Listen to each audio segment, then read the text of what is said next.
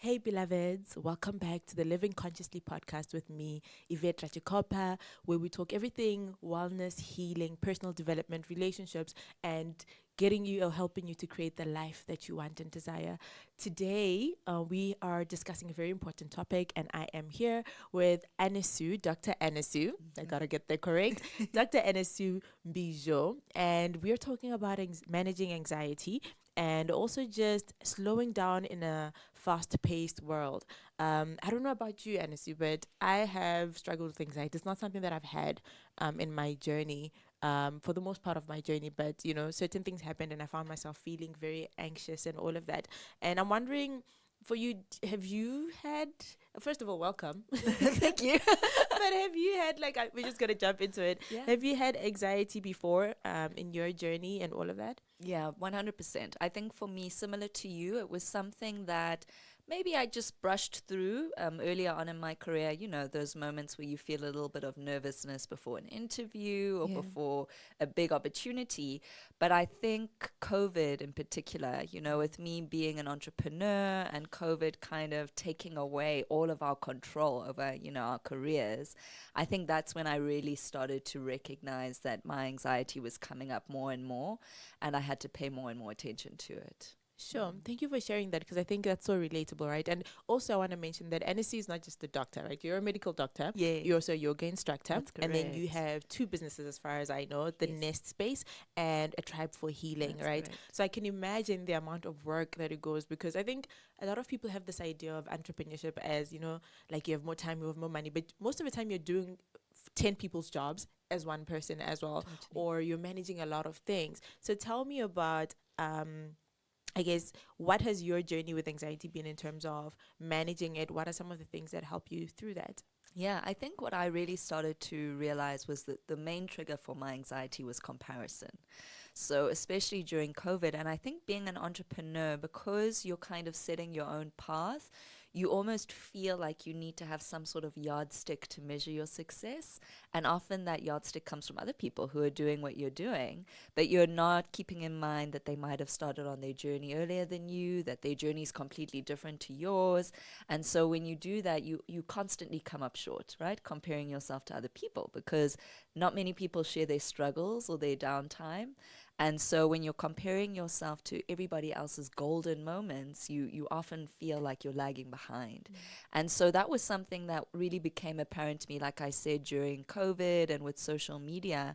And with running my business as well, I used to feel like that competitive edge that we're sometimes taught is a good thing. With capitalism and modern society, you're taught to have competitors and to constantly one up your competitors. But I found that the more and more I approached my work from a standpoint of collaboration and coming together, the less anxious I felt because the more I felt like I wasn't having to shoulder all of the work on my own, but I also felt like I wasn't having to compete each and every day. I like what you just said about that, and this is why, so you said that you used to compare yourself, but instead you replaced it with collaboration.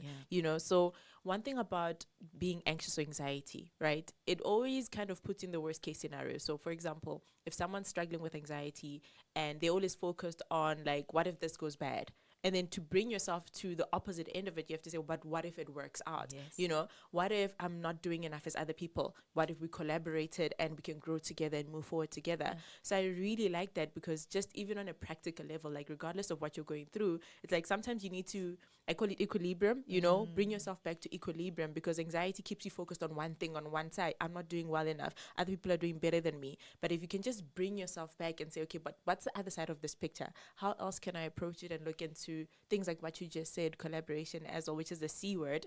It's one of the things that I'm working on as well, just being more collaborative as well. And like, I think it does make life a little bit easier for you, but it also changes your perspective, Yes. and once you change your perspective, that's when you can change your emotions. So I want to hear from maybe from the doctor's perspective, like you can put your doctor cap on and then your yogi cap on, just from the doctor's perspective, what causes anxiety?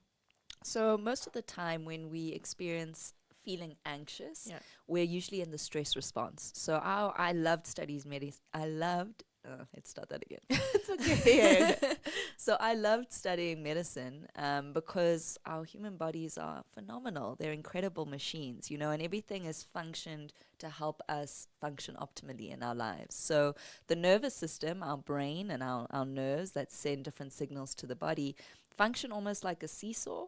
So we have a sympathetic nervous system, which is really about getting us going, right? So this is about if you are under threat, your heart rate will increase, your breathing rate will increase, your digestion slows down, all to help you prepare to either fight that threat head on or to run away from it, to flee.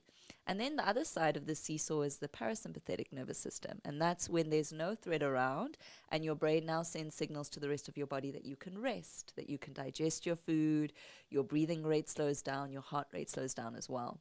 And so what's supposed to happen is we're only meant to switch on that stress response when we're under threat. Yeah. You know, back in the days, there was a lion outside the cave, there was a natural disaster happening, and then very soon after that was gone, we would then be resting.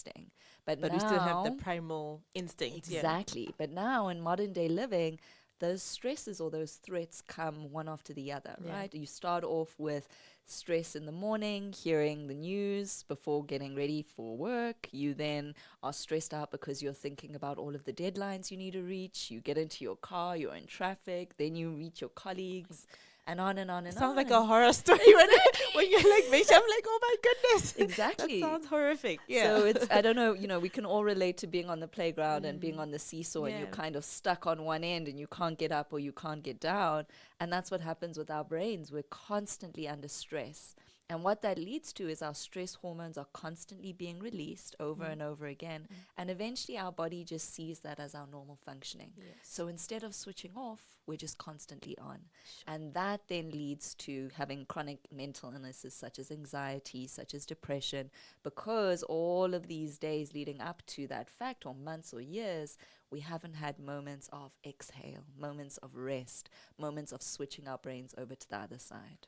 When you put it like that, like when you were lining up all those things, I'm like, sure, that's a lot of people's day-to-day life. You know, I have the freedom to slow down my life. You know, like I park if there's traffic. Like I'm like, it's going to take an hour for this traffic to pass. But I'm like, a lot of people don't have those options. You know, they have to be at work at 7:00, 8:00. They have to, do they have to go and pick up kids after school. They have to go do a lot of things. But you don't notice how much those stress factors are building up, over time as well. And I think that's quite important to just notice that.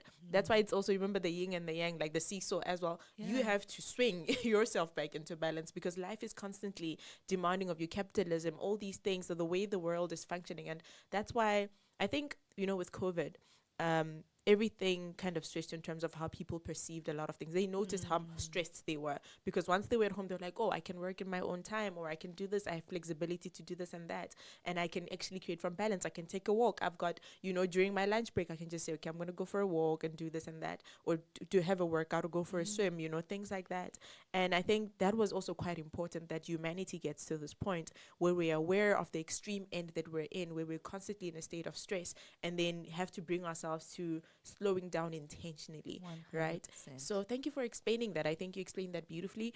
I want to know, what does slowing down look like? What does that look like? And you can bring in, as a yoga instructor, I know that you're doing amazing work in terms of the yoga that you do, and you've been doing it for how long now? I've been teaching yoga for about 8 years now. Wow. But I've been doing yoga for over 10 years, for myself. And it's such a phenomenal practice, but I think the reason why yoga is so helpful is because of the breath and because we come into the present moment. And I loved what you were saying about anxiety, where we feel anxious because we're imagining that what if scenario, right? So whenever you're anxious, chances are you're focusing on the past and you're rerunning a memory and thinking about, oh, I should have said this, or I wish I'd said that, or I missed out on that opportunity.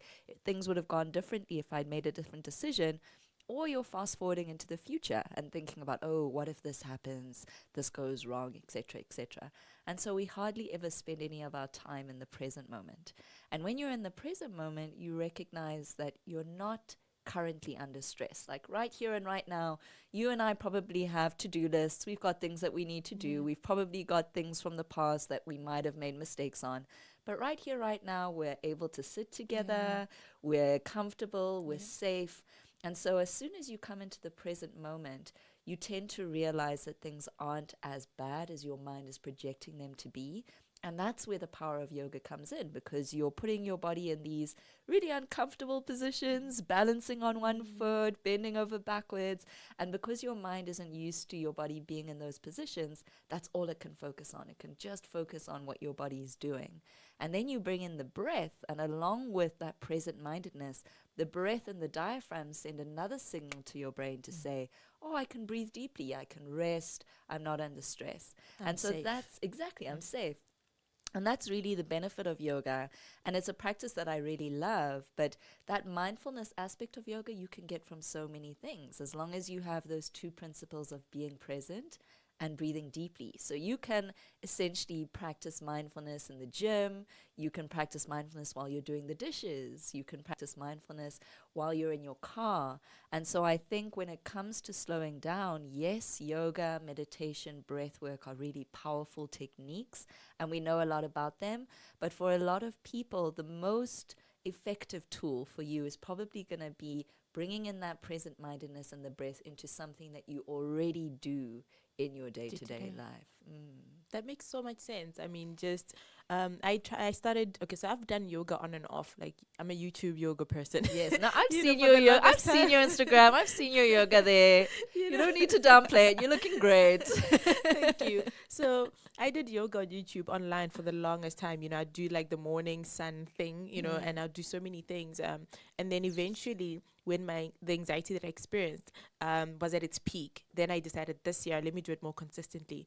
I joined a yoga, what do you call it? A yoga studio. Yes. And I was consistent. I think they had a program which was like a discounted program, and I think it gave me like 10 classes. Yes. So I told myself that in these 10 classes, I'm going to try and do as many of them as possible over a period of 2 weeks. Yeah. And I can tell you the shift was insane. Like, just how much I was more present in my body. Because I mean, of course, because of the work that I do, I knew that it was anxiety. I knew that it was because of the experiences that I've been through. Because I think a lot of times people also don't realize that, you know, those experiences are building up outside of the day-to-day things like traffic. You also have past experiences like trauma, like, you know, relationship breakups can also create anxiety, losses, you know, so many people with family dynamics, you know, so many things can also create that anxiety. So for me, I was aware, and I knew that I needed to get back into my body. So then I did that consistently for quite some time. I think I was consistent. Now I'm not consistent, but I was consistent for, I think, over 3 months or 4 months or something like incredible. that.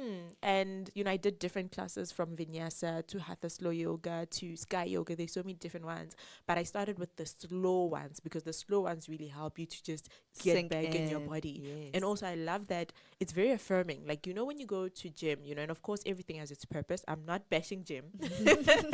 I'm just advocating for yoga. You know, they can coexist. They can coexist. Yes. So, like, you know, when you go to gyms, sometimes it's so intense, you know. So I try to find that balance as well, where sometimes the body needs lightness, it needs something slow, especially because if you have that cortisol in your body and everything is getting triggered and you're in a stressful state. So, like, one of the things that really helped me was that, like, just hatha slow yoga, the meditation, the affirmation, so yoga is not just movement, it's also, you know, about your thoughts. Because in that session, as you would know, is that the instructor is validating you, they're affirming you, they're correcting you with love. And that's one of the things that I really liked about it, because for me, like, I like softness. Like, I don't like, you know, someone shouting at me and be like, jump now. Yeah, like, I'm not boot camp kind of vibes. no, I'm not. Likewise. You know, I can be that person, you know, and I won't have an issue, but consistently, you know, I'm just like, you know what, I just need softness, you know, I need a balance of things. And those are some of the things that I enjoyed about yoga. It really, within a few weeks, I think the anxiety that I had was gone, you know, because I was already doing the inner work in terms of therapy and coaching sessions, you know, because every coach needs a coach. Yes. But I don't think people are aware of how much it helps you to step into your body, you know. So I'm wondering if you're open to just sharing, you know, what have you noticed have been the benefit? I can tell you're calm now, you know, so I can see that's a benefit, you know, but what have you noticed is what are the personal benefits that you've experienced even as an instructor through yoga and all of that? You know, I think I grew up really defining my sense of self according to my achievements and according to almost ticking off my list, right? Okay, I've achieved this, I've studied this, I'm getting these grades. And what ends up happening when you define yourself in that way is usually when you leave university and you enter the adult world, there aren't many certificates to win or medals or trophies. And really, you have to affirm yourself. You know, you have to create a definition of yourself that is beyond the things that you achieve, but has to do more with how you're living your life. And I'm like you. I found that other forms of exercise were really competitive for me. Even at gym, even though I wasn't competing against others, Yeah. I was competing against myself, right? Wanting to add more weights And onto the that can be thing. as dangerous, right? Right, Like exactly. competing with the past versions of yourself, Yourself. the things you've achieved in the past, and it's like you're not here now. So keep going. Yes. Totally, Yeah. yeah. So, and then I also found that, when I'm feeling stressed and anxious, my body doesn't usually feel like a safe place. Usually my sleep is disturbed. I might feel tense in the shoulders. Sometimes I feel a little bit of a burning in my belly. And so to have physical exercise that is uncomfortable or strenuous almost doesn't feel like a relief because my body still feels like It's that in a tense uncomfortable, state. exactly, Yeah. that it's still tense. So I found that with yoga, and like you, I also preferred yin yoga, restorative yoga, where you really slow things down, where you're focusing more on the sensations of the poses. Because the actual sensation of yoga felt pleasurable for me, I felt like it allowed me the space to let go and to release. And from that release, then came, the sensation of, oh, I can actually exhale. Oh, I am capable. Oh, I am strong. And you start affirming yourself. So that was really important for me. But I think along with my journey of redefining self came this need to try to understand my purpose or what this life thing was about. Yeah. And there's something strange that happens within yogic spaces, regardless of where you go to or what style of yoga you're doing, where you start to contemplate self a lot deeper and you start to connect to yourself a lot deeper as well. Beyond your name, your personality, your body, you almost connect to what in yoga terms we call the higher self within yourself, that part of yourself that has been the same since you were a little girl all the way up until you were a granny. And I found that really soothing. And for me, it was really the catalyst for a lot of other self work. I felt like yoga made me less afraid to do therapy, less afraid to do inner child healing because I experienced touching in within, during those yoga classes, and it wasn't as scary a place as I thought it would be. Sure. I like what you've said just about, just how it allowed you to connect with yourself, your true self, not the world not who the world told you to be, but really the Anesu that, you've always been. Because I always say this, like children come here knowing who they are, it's just that the world comes and says, no, you have to be this, you have to be that, this is not good enough, this is how you should be good enough. And that's when we kind of separate from true self, or from our true and authentic self. And what I hear you saying is that yoga helped you to connect to that part of yourself that is always there, some may call it love, some may call it truth, some may call it, but it's that part. And I think you're absolutely right, because I know that in every session that I go to, there's always the 10 minutes of meditation as well, and I've cried so much on the mat. I'm those people that like after yoga, I'm like Sobbing. there, yeah, I'm sobbing. And then my instructor always gives me space and all of that. And then I'm like, I really tap into my emotions, because one of the things that happen when you go through certain wounds, when you're younger, you mentioned like inner child healing and all of that. When you go through certain traumas or experiences, is that you throw yourself outside of your body, right? So you're not inside your body, you're outside. So you're not experiencing the emotions, you're not experiencing or even aware that you're separate from self. Yes. So yoga, what I always explain it is like you're almost floating above like your body, going through life's survival mode, doing what people expect you to do. Yoga allows you to step back into your body and then into the present moment. And I love that. It's like even when you feel disorientated or you're like, oh, I'm feeling disconnected, it's like go to yoga class, and then that oneness, that acceptance of self, that it helps you bring that towards yourself. Because I mean, of course it's coming from within, but the yoga facilitates that process as well. So I really like that you've mentioned that. You spoke about purpose. What have you found that is your purpose? How do you define that? It's still evolving and still changing. And I think that's supposed to be the case because we evolve and change too. I think when I first started on the journey, my purpose was quite outward facing. I kept on thinking about, I thought of purpose as the impact that I would make on the world around me. And so I really wanted to live a life where I helped other people to find themselves, to find a sense of peace, but also helped the world to become a place that revered peace and respected peace a bit more than it has been. But the more I went around my path or down my path, I think the more I realized that my purpose is also to learn how to be kind to myself, and that part of my job here in this lifetime is to learn how to love myself fully and to give myself what it is that I deserve. And I think a lot of the time when we talk about purpose, we It's get into the outward. trap. Yeah, we get into the trap of idealism or serving others, which I think is hugely important. But we tend to forget about serving the self.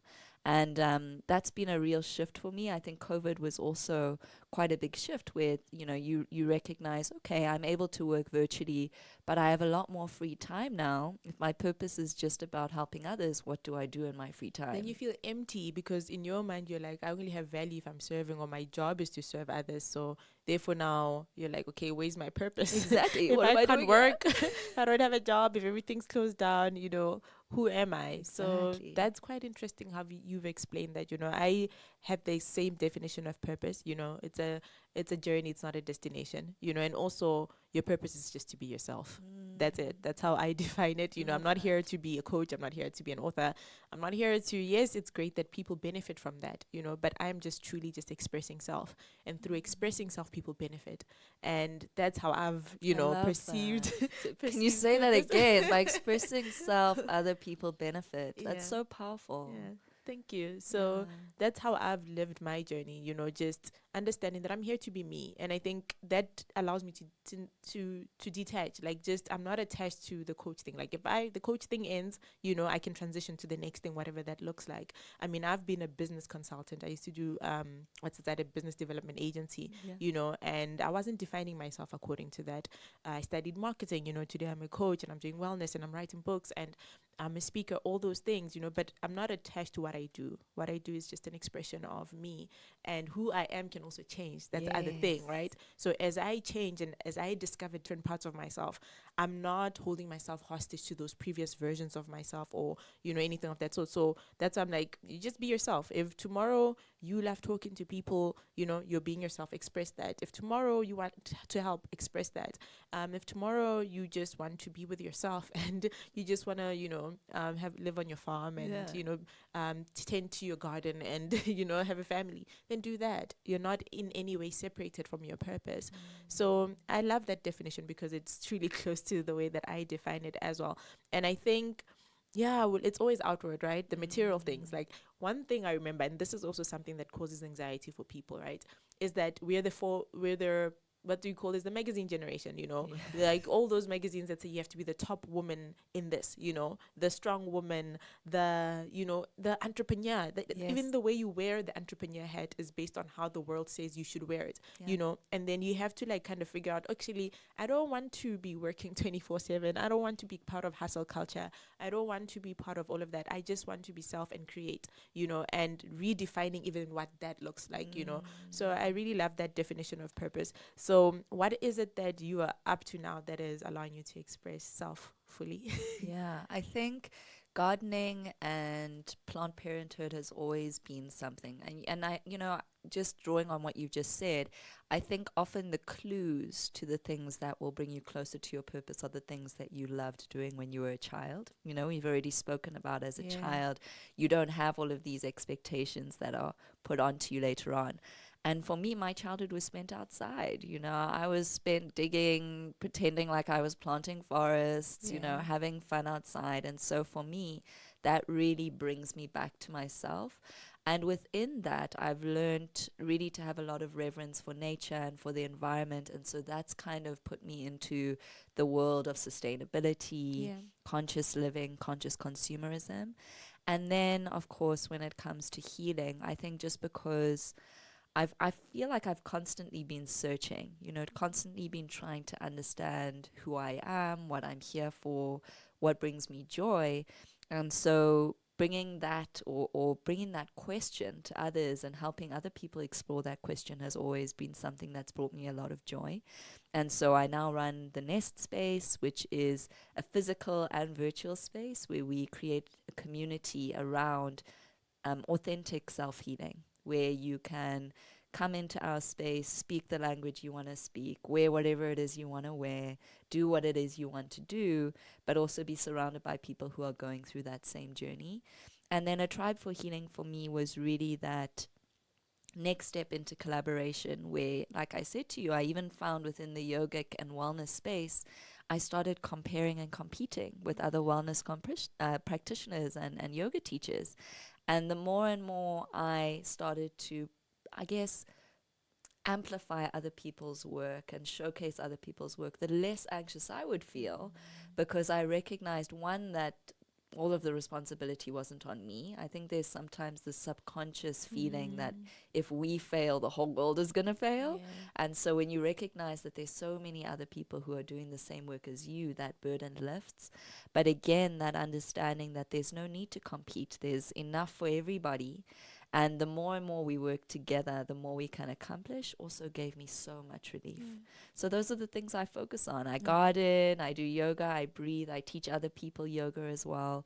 I help showcase other people's work. And for now, that's making me very happy. But I also loved what you said, you know, especially as women, biologically, we go through so many cycles and phases in our lives. Our body is constantly changing. Yeah. And so for your outer world to not reflect that is almost a disservice to yourself. And so I'm also very accepting of the fact that this is what I'm doing now, but I have the freedom to change what it is I want to do in the future. Yeah, change your mind as often as you need to. You know, if what you're doing is not serving you or not aligning with you, you have like the freedom to change your mind, you know, because it is your life, your lived reality, and you have the free will, of course, to do that.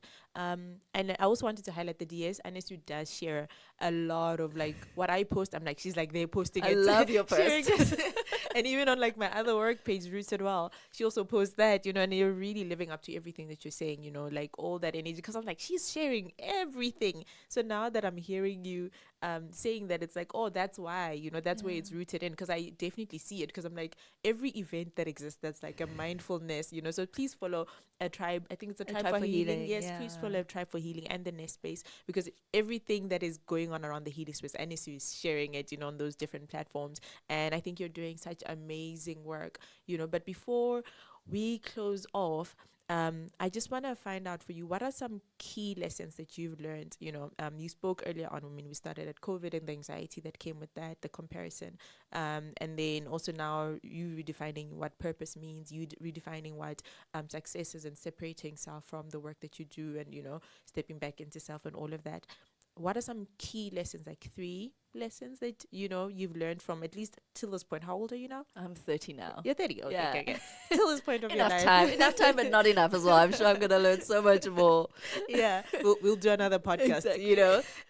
So what are some key lessons that you've learned in your journey thus far, that have really, you know, what are some key lessons for you? I think the biggest one that has really helped me is to give myself grace within my healing.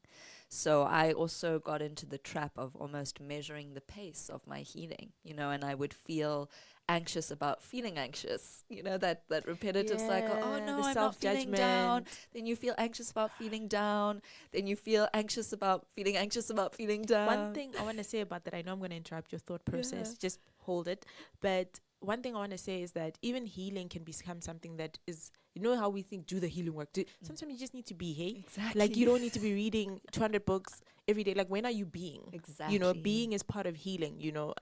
Sometimes the healing is that you're going to heal anyway, like, if that's your intention, you know. So you don't have to, like, forcefully torture yourself as if you're a project that needs fixing consistently, because that means you're almost not, say, sometimes it feels like I can't love myself now. Yeah, you're perpetuating that not being enough. Thought process. Through the way that you approach the healing journey. And that's another thing I had to learn. So I'm like, yo, girl, you don't have to be watching documentaries all the time. Watch Reading some self-help books. Read some just fiction breathe. every now and Healing then. is in being present, you know. So I really like what you're saying, just to highlight that. But yes, please continue. Yes, no, but exactly like what you're saying, you know, giving myself grace within my healing has also been really important, both in terms of what my routine looks like. So I also found that, I tried to say, oh, I'm going to gym 3 times a week. I'm going to journal daily, meditate every day, do my breath work. And I realized that there were some days where I just didn't feel like doing any of that. So giving myself grace within my healing has been hugely important, where I now recognize that these practices are just tools, right, in your toolbox of healing, and you can pick up whichever tool you need on that day. So there's some days where I feel like my body really needs to move, and that's when I do yoga or I go to the gym. Then there are other days where I might be on my cycle, maybe I'm feeling energy depleted. That's when I do my breath work, because breathing is all I can manage in that moment. So giving myself a little of grace with exactly what my self-care routine looks like has been a huge lesson for me. I think the other one that's been really important, and it's strange to say, is how healing time with family can be. Yeah. I mean, I think it depends on which family members specifically you choose to invest your time and energy into. And sometimes friends are family, for some people. But that was also, I think, with COVID, I kind of, I'm not sure about you, but I think there was definitely some sort of social anxiety which came, into my mental space, where I would hype up leaving the house to be this huge endeavor, or meeting with others to be this huge thing that was going to sap all of my energy. And then eventually, when I did allow myself to go up and meet with my friends and family, I felt that it energized me, and it reminded me of what was truly important. So that was also a lesson that took learning. And then the third one for me was the power of the breath. I mean, a long, deep breath, just one, can dramatically change the way that you feel. And I especially with anxiety, it's often quite hard when you're anxious to pick yourself up and reframe your thoughts. And so I find that breathing is often really useful, because all you have to do is inhale and exhale as many times as you can and as deeply as you can. And I find it absolutely amazing that that's a tool that our bodies have given us that is supposed to do that. We're supposed to be able to take a deep breath and feel at peace. It's designed that way, and it's free. You don't need to pay anybody to breathe. You can do it anywhere, and it's also unnoticeable. You can be having a conversation with someone and take a long deep breath without them recognizing. So those have been my three, and I'm really thankful for COVID, actually. While it did bring on my anxiety and made me stress about my career and my finances and where things were going, it really forced me to stop, to pause, and to reevaluate what it was I was doing and why I was doing what I was doing. Sure. Wow, that's beautiful. Grace, breathwork, and what is the other one? Family and friends. Yes, your support system, Yeah. and reaching out to that. I really love everything that you've said. And if I was doing a giveaway today, I'd be giving away breathwork. Like, you get breathwork, you get breathwork. Definitely, I'd be Oprah of breathwork.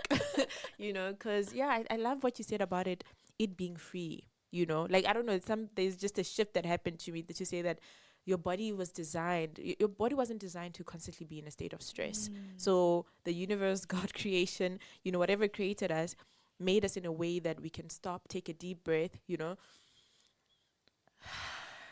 and then be present. And even It's now, amazing, it feels so isn't it? good. It's quite crazy. And it's one of those things that I get surprised by it all the time, because I remember having arguments with friends, or when I was a teenager and coming home emotional, my mom would just be like, just breathe.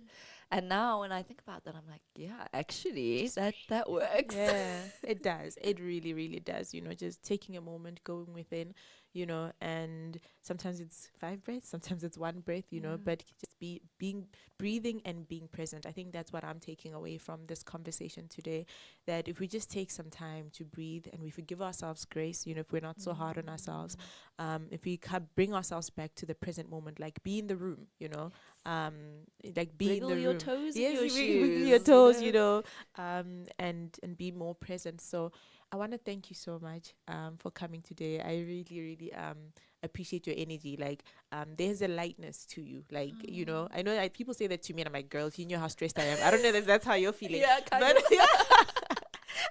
and I'm like, girl, but I feel that with you. And I'm just so grateful for you bringing your wisdom today, sharing your journey and sharing your truth, and I really want to wish you all the best with the Tribe for Healing and everything that you're doing at the Nest Space. I think we should collaborate definitely and have an event soon. And I appreciate you also just even on social media. Like, your work is important and it matters. And I remember we did the yoga session on thingy, and I felt like it was a mess, like during COVID, because I was like, I don't even, like, my bones are not boning, Yeah.